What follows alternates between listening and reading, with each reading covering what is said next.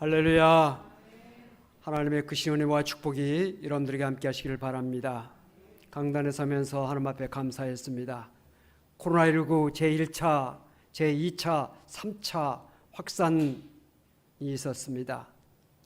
지금 3차 확산이 많이 수그러드는 가운데 있습니다만 지난 한 1년 동안 사랑하는 성도 여러분들이 한 사람도 코로나 때문에 큰 어려움 당하지 않고 건강한 모습으로 지나게 된 것 하나님 앞에 진심으로 감사했습니다. 여러분들도 다 건강하시고 우리 모든 국민들이, 세계 모든 사람들이 속히 코로나19에서 자유함을 얻고 강건해지기를 주의 이름으로 축복합니다. 오늘 저는 본문 말씀 중심에서 평강의 삶이라는 말씀으로 함께 은혜를 나누기를 원합니다. 신약 성경에 나타난 사도 바울의 옥중 서신은 에빌골빌, 에베소서, 빌립보서, 골로새서, 빌레몬서 이 네 가지 서신을 사도 바울의 옥중 서신이라고 부릅니다. 사도 바울은 제3차 전도 여행을 마치고 가이사랴에서 붙잡혀서 로마로 이송을 당하여서 로마에서 2년 동안 옥중 생활을 합니다. 2년 동안 옥중에서 생활하면서 기록한 서신이 바로 이 네 가지 옥중 서신인 것입니다. 그 가운데서도 우리가 봉독한 이 빌립보서는 사도 바울이 13개 서신을 썼습니다만 그 모든 서신 가운데서도 당시의 성도들에게도 큰 은혜가 됐고 시간과 공간을 초월해서 오늘 우리들에게도 큰 은혜와 축복이 되고 있습니다. 왜냐하면 우리에게 이렇게 은혜가 되고 감동이 되는 이유는 사도 바울이 감옥이라고 하는 그 고난의 자리에서도 기쁨과 감사, 평강의 삶을 누렸다는 것입니다. 그 아름다운 꽃을 피우고 그 아름다운 향기를 그 당시 사람들뿐만 아니라 오늘 우리들에게까지 풍기고 있기 때문에 이 빌립보서는 우리에게 오늘도 복된 말씀으로 다가오고 있는 것입니다.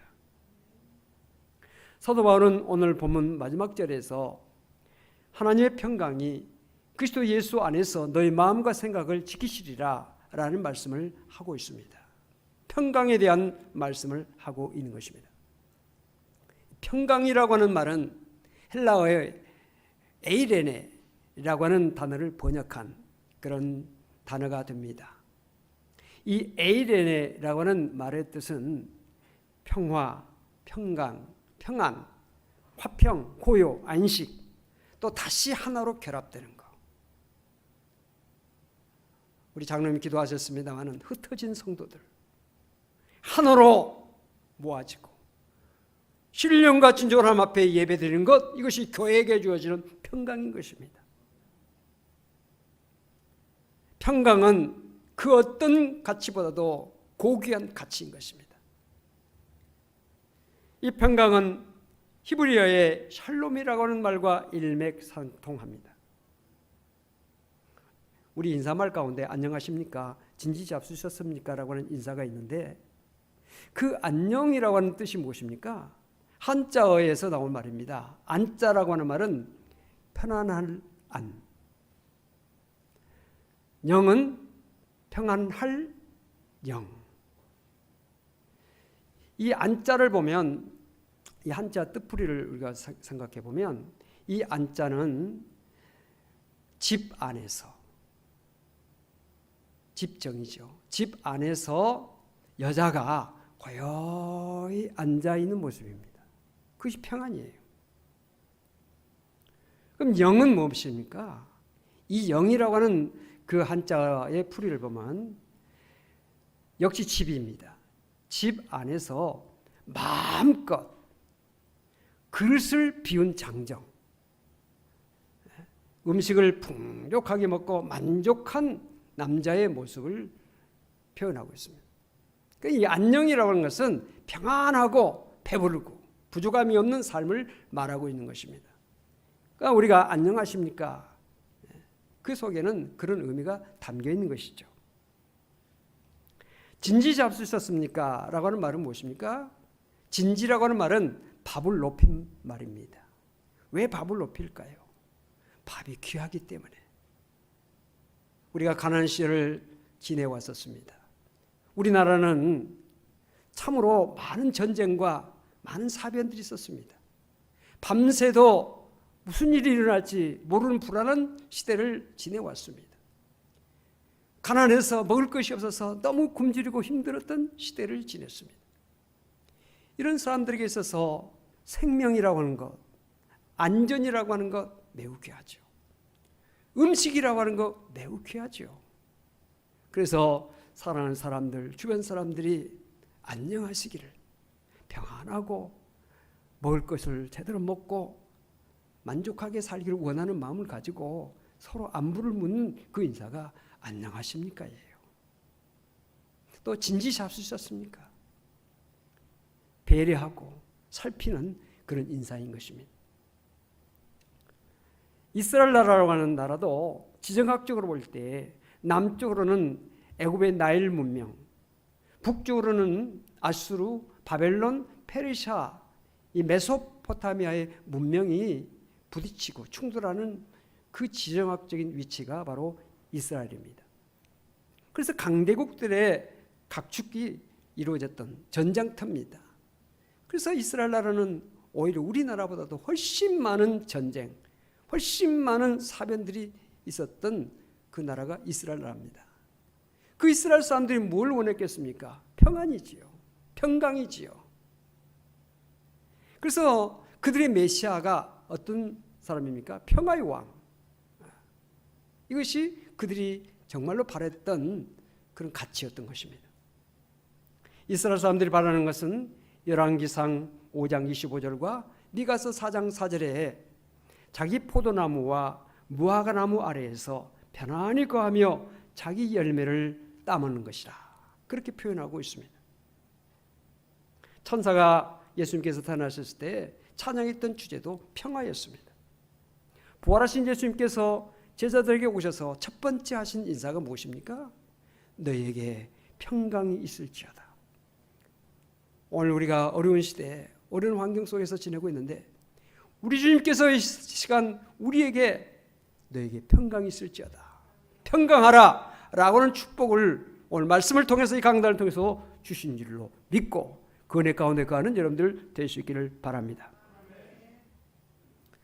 우리 모든 사람들이 평강을 원하지만 이 평강을 우리가 어디에서 찾을 수 있을까요? 사도 바울은 그의 많은 서신 속에서 서두에 인사를 하는데 그 인사말 가운데 이런 인사가 있습니다. 하나님 우리 아버지와 주 예수 그리스도로부터 은혜와 평강이 너희에게 있을지어다. 평강이 어디서부터 옵니까? 우리 아버지, 즉 하나님과 주 예수 그리스도로부터 온다는 것이에요. 그러면 하나님께로부터 오는 이 평강을 얻기 위해서 우리가 어떻게 해야 될까요? 사도 바울은 오늘 본문 말씀을 통해서 세 가지를 말씀하고 있습니다. 첫째는 주 안에서 기뻐하라, 이것입니다. 주 안에서 기뻐하라. 기쁨은 성도의 첫 번째 표지입니다. 예수님께서 십자가에 달려 돌아가실 때, 가까워졌을 때 사랑하는 제자들과 마지막 만찬을 하셨습니다. 그때 그 자리에서 예수님께서는 제자들의 발을 씻어주시면서 계명을 주셨습니다. 새 계명이죠. 내가 너희를 사랑한 것 같이 너희도 서로 사랑하라. 이런 계명을 주셨습니다. 십자가에 달려 돌아가실 예수님을 생각하면서 제자들은 너무나 힘들고 근심이 많았습니다. 그때 예수님께서는 그 사랑하는 제자들에게 너희는 마음에 근심하지 말라 라고 하는 말씀을 하셨습니다. 제자들이 주님을 생각하면서 근심하고 주님이 떠나가실 것에 대해서 염려하고 있을 때 예수님께서는 요한복음 16장에서 말씀하시기를 지금은 너희가 근심하지만 내가 다시 너희를 볼 것이다. 너희 마음이 그때는 기쁠 것이고 너희의 기쁨을 빼앗을 자가 없을 것이다 라고 하는 말씀을 하셨습니다. 주 안에서 기뻐하라고 하는 이 말씀은 주님 때문에 기뻐하라는 그런 말씀입니다. 성경에 기쁨에 대한 단어가 450회 이상 나오고 있습니다.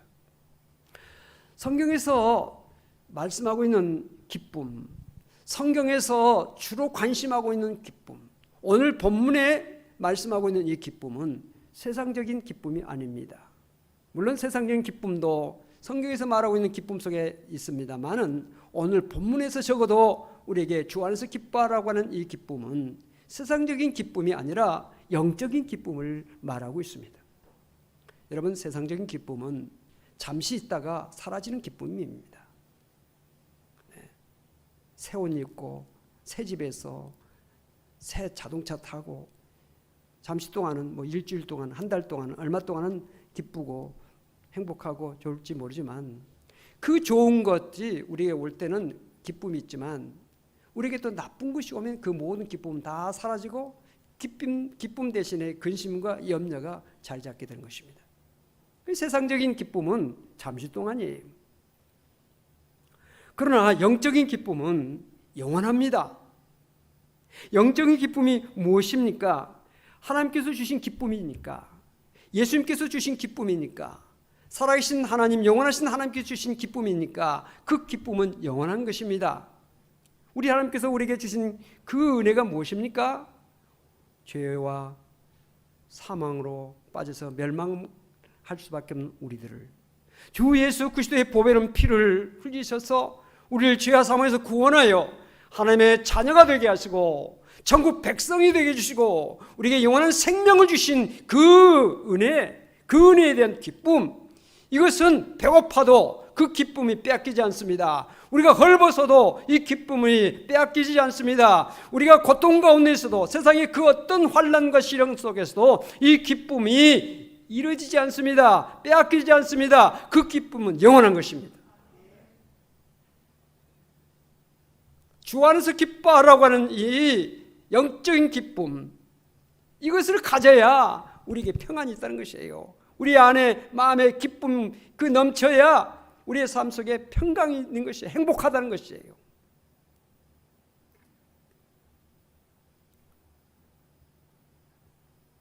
우리가 항상 주 안에서 기뻐해야 됩니다만 우리가 천사가 아니잖아요. 육을 가졌잖아요. 그래서 이 세상에 여러 가지 어려운 현실, 여러 가지 상황에 부딪히면 기쁨이 늘 떠나고 근심, 걱정, 염려가 자리 잡게 되는 것입니다. 코로나 때문에 우리 모두 힘들고 어려운 가운데 있지요. 저도 힘들지요. 여러분도 힘듭니다. 마음까지 우울해지기도 하고 위축되는 현실이 사실입니다. 코로나뿐만 아닙니다. 우리의 질병, 몸이 연약한 그 어떤 고통, 경제적인 어려움, 또 인간관계의 어려움, 직장의 어려움, 사업의 어려움, 여러 가지 어려움들이 우리에게 있습니다. 설상가상으로 많이 있어요. 그런 문제 해결을 위해서 우리가 기도하죠. 기도해서 해결되는 것들도 있지만 여전히 남아있는 문제들도 우리에게 많이 있어요. 그래서 그 문제들이 우리에게 고통을 안겨줍니다. 힘들게 합니다.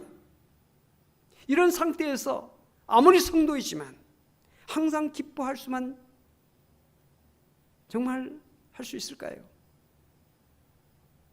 오늘 본문의 수신자인 빌립보 교회를 우리가 한번 생각해 보십시다. 이 빌립보 교회는 어떤 형편에 있었습니까? 사도 바울이 서신을 수신하고 있는 이 빌립보 교회, 고린도후서 8장 2절을 보면 마케도냐 지역의 모든 여러 교회들이 극심한 가난에 쪼들렸다라는 말씀이 나옵니다. 이 빌립보 교회는 마게도냐의 대표적인 교회입니다. 다시 말하면 이 빌립보 교회도 물질적인 어려움을 당하고 가난이 있었다는 것이죠. 교회가 가난하다, 교회가 어렵다, 물질에 쪼들리고 있다고 하는 것은 성도들이 어렵다, 성도들이 어려움 당하고 있다는 그런 하나의 표현이지요. 또한 빌립보 교회는 외부로부터 많은 핍박을 받고 있었습니다. 빌립보서 1장 28절을 보니까 많은 대적들이 교회를 향해서 대적하고 있었다. 핍박이 있었다는 것이죠. 그리고 교회 내부에는 어땠습니까? 바울을 적대하는 사람들이 들어와 가지고 거짓 교리를 가르쳐서 교회 안에 논쟁이 있었습니다. 교회 안에 논쟁이 있으면 안 돼요. 정치적인 논쟁, 세상적인 논쟁, 교회가 그런 논쟁이 있어서는 안 돼요.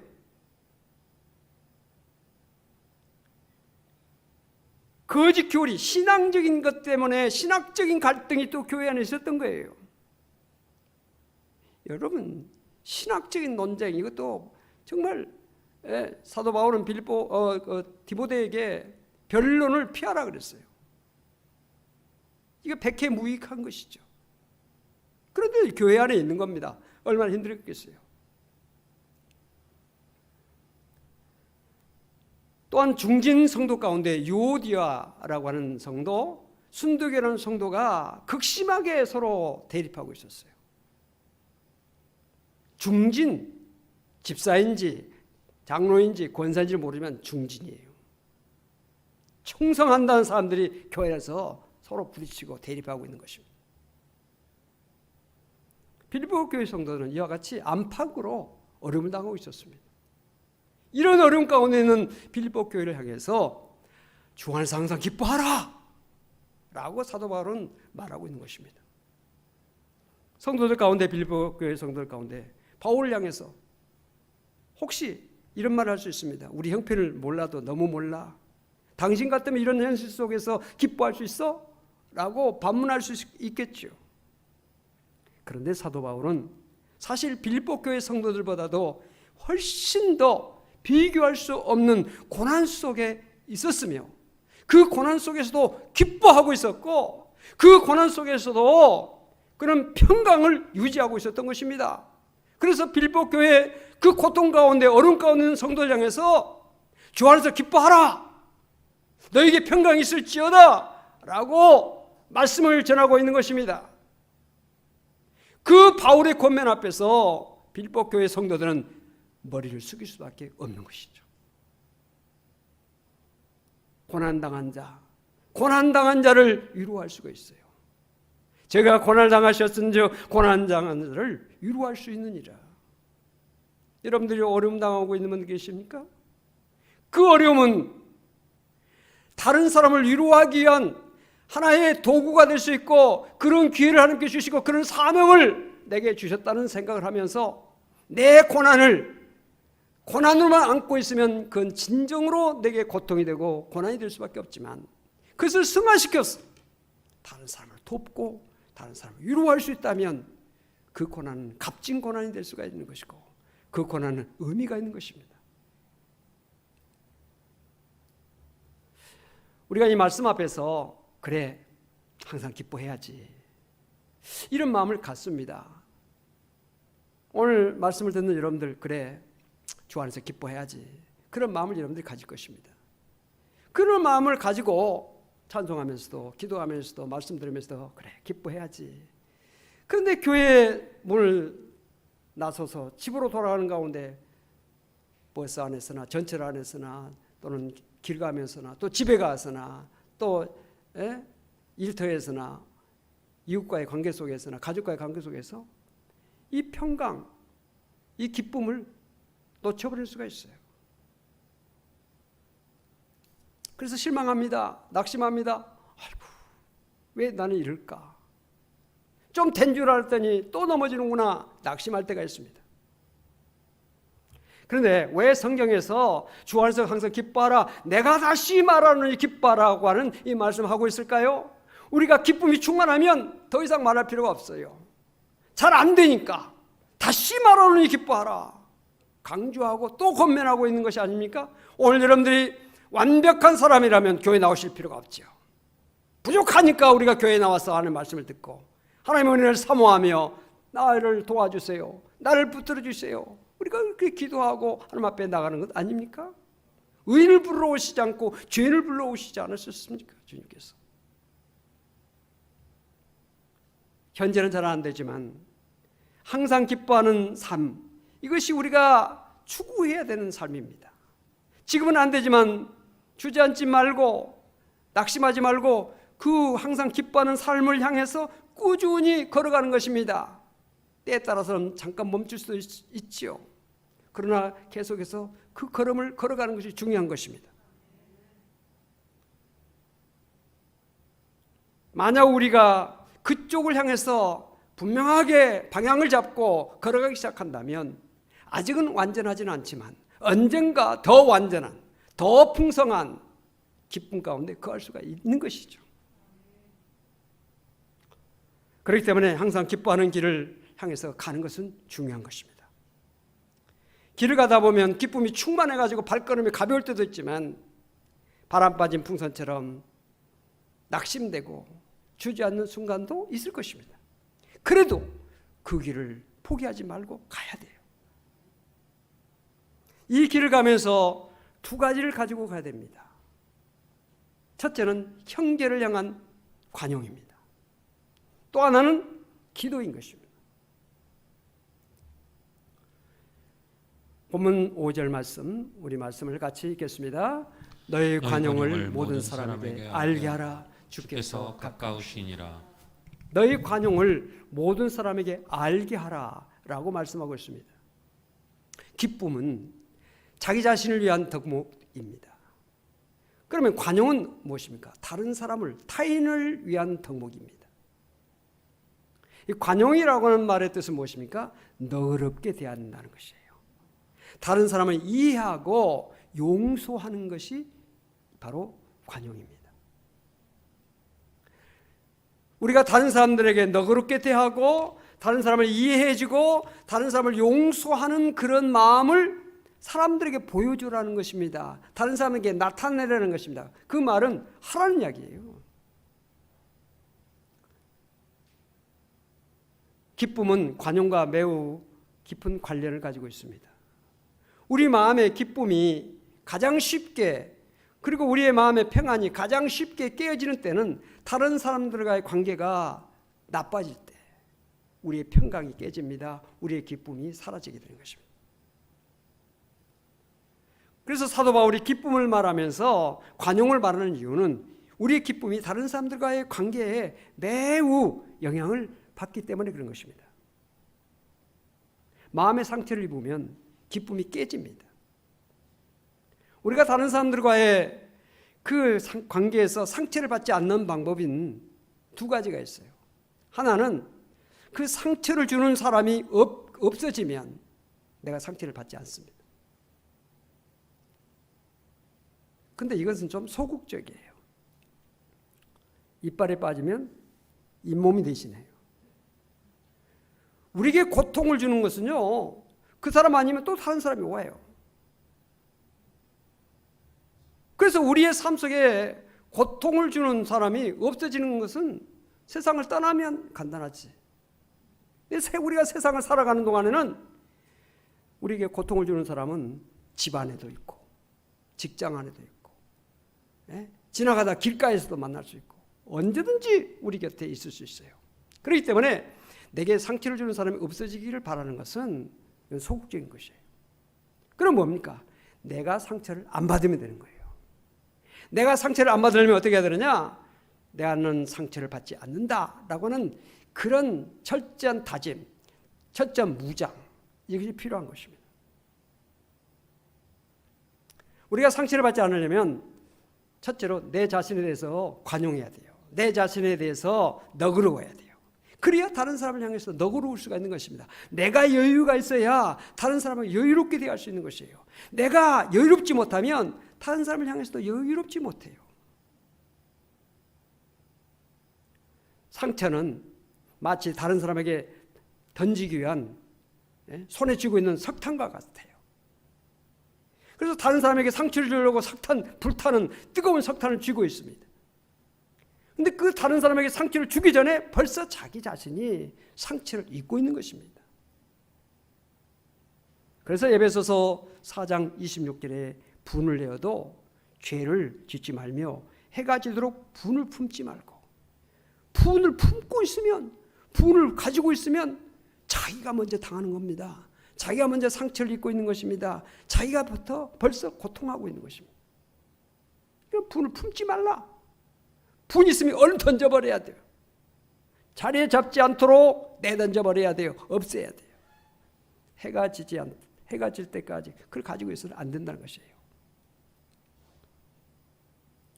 피해를 보는 사람은 자기 자신이에요. 먼저 피해를 봅니다. 오래 두면 둘수록 자기가 당하고 있는 것입니다. 사도 바울은 관용하라고 하는 말씀을 하면서 덧붙이는 말씀이 있습니다. 무엇입니까? 주께서 가까우시니라. 주께서 가까우시다. 이 말은 무슨 말입니까? 우리가 주님 앞에 설 날이 멀지 않았다는 뜻입니다. 스데반이 돌에 맞아 죽으면서도 관용한 것은 주님 앞에 설 것을 바라보았기 때문에 그런 것입니다.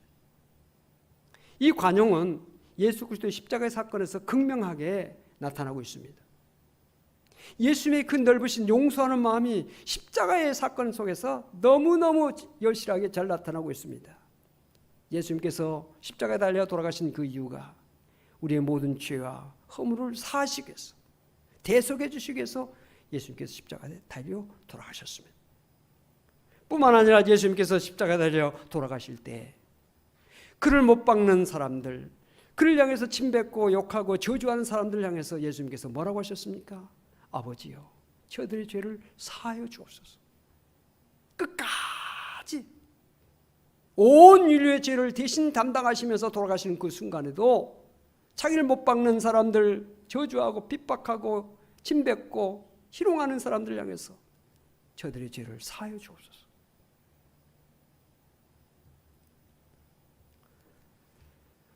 우리에게 큰 관용을 베푸신 예수님 앞에 우리가 마지막 날 섰을 때 우리가 예수님께 보여드려야 될 것이 뭐냐? 관용이라는 것이에요. 10,000달란트 사함을 받고 탕감을 받은 사람이 100데나리온 작은 빚을 진 사람에게 그 빚을 갚으라고 야단하고 감옥에 집어넣는 그 사람, 예수님께서 책망하지 않았습니까? 많은 사람들을 주님께서 심판하실 때, 양과 염소를 가를 때 형제에게 한 것이 곧 내게 한 것이다.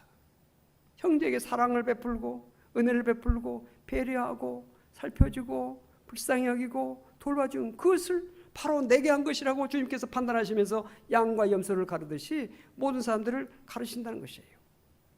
그렇기 때문에 주님께서 가까우시다는 것을 아는 오늘 우리가 하나님 앞에 설날, 주님 앞에 설날, 심판대 앞에 설날을 생각한다면 형제에게 관용하라. 이 말씀을 사도 바울은 하고 있는 것입니다. 그래야 우리 마음에 평강이 있다는 것이죠. 이 은혜가 우리 모두에게 함께 하시기 바랍니다. 그 다음에 한 가지, 기도하라는 것이죠. 기도하라. 6절에 아무것도 염려하지 말고 다만 모든 일에 기도와 간구로 너희 구할 것을 감사함으로 하나님께 아뢰라. 이렇게 말씀하고 있습니다. 기쁨이 자신을 향한 덕목이고 간용이 다른 사람을 향한 덕목이라고 한다면 기도는 하나님을 향한 덕목입니다. 인간관계 다음으로 우리의 마음의 평안을 위협하는 것은 염려입니다. 그래서 아무것도 염려하지 말라. 왜? 우리의 마음의 평강이 깨지니까. 염려는 잎을 갉아먹는 딱정벌레와 같이 우리의 기쁨과 마음의 평강을 갉아먹어요.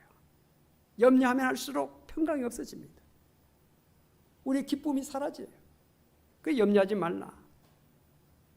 염려는 하나님을 신뢰하는 것과 반비례합니다. 하나님께 대한 신뢰가 클수록 염려는 작아집니다. 하나님에 대한 신뢰가 작으면 염려는 커요. 그래서 염려를 물칠 수 있는 가장 강력한 백신은 기도인 것입니다. 그래서 염려를 극복하는 길은 염려를 기도로 바꾸는 거예요. 사도 바울은 옥중에 갇혀 있으면서 염려하지 않았습니다. 왜 그랬을까요? 기도했기 때문에. 여러분들 염려가 많으십니까? 기도하면 어마어마하게 큰 염려가 점점 축소됩니다. 기도하면 할수록 작아집니다. 점점 작아집니다. 또 작아집니다. 그리고 기도를 많이 하면, 기도가 크면 염려가 사라지게 되는 거예요. 그래서 염려하지 말고 정말 기도하라. 사도 바울은 그렇게 우리에게 말씀하고 있습니다. 사도 바울이 그걸 경험했기 때문에 이런 말씀을 할 수가 있는 것이죠. 자, 그러면 기도하면, 감사함으로 하나님 앞에 기도하면 그 결과가 어떻게 오느냐. 7절 말씀, 우리 같이 말씀을 읽겠습니다. 그리하면 모든 지각에 뛰어난 하나님의 평강이 그리스도 예수 안에서 너희 마음과 생각을 지키시리라. 여기에 그리하면이라고 하는 접속사가 나오는데, 이 그리하면이라고 하는 이 접속사는 앞에 모든 것을 다 받습니다. 그 모든 것들을 다 이어주고 있는 것입니다. 앞에 말하고 있는 것이 무엇입니까? 주 안에서 항상 기뻐하라. 너희 관용을 모든 사람에게 알리게 하라. 염려하지 말고 감사함으로 기도하라. 그리하면 어떤 결과가 옵니까? 평강이 온다는 것입니다. 하나님께서 주시는 그 평강이 너희 마음과 생각을 지키시리라. 우리 마음과 생각에 평강이 임한다는 것입니다. 우리의 마음과 생각 속에 이 평강이 자리 잡는 거예요. 내가 평강하다, 내가 지금 행복하다, 내가 너무 좋다, 그건 좋은 거죠. 아무리 좋은 침대, 아무리 좋은 집에 살아도 내 마음에 평강이 없으면 그 사람 평강하지 않는 거예요. 불행한 거예요. 소박한 음식 먹고 조그만 집에서 월세살이 한다 할지라도 내 마음에 평강이 있으면 그것이 천국이요, 내 마음에 기쁨이 있으면 그것이 행복인 것입니다.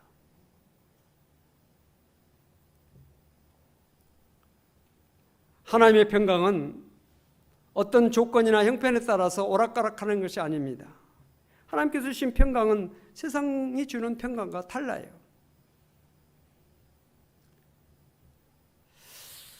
여러분, 제가 어느 설교를 들어보니까 그런 설교가 있더라고요. 인간은요, 무조건 부족하대요. 인간은 세상적인 것은 무조건 부족해요. 아무리 부를 많이 쌓아도 부족함을 느껴요. 아무리 권력이 하늘을 찌르도 부족함을 느껴요. 항상 세상 것은 부족해요. 그러나 하나님 것은 충만합니다. 성경을 보십시오. 성령이 충만히 하나님께서 주시는 넘치나이다. 신앙적인 하나님께서 주신 것은 다 넘치는 거예요. 풍성한 거예요. 부족함이 없어요. 내게 부족함이 없으리로다.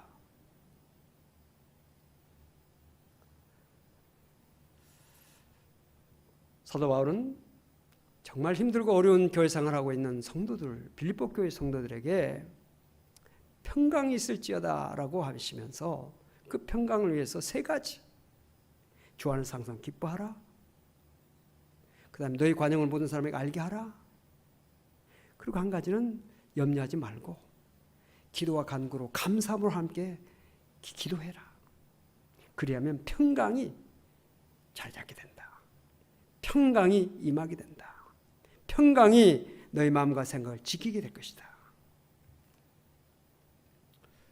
우리 모두 참 어려운 환경 속에 있는 것이 사실입니다.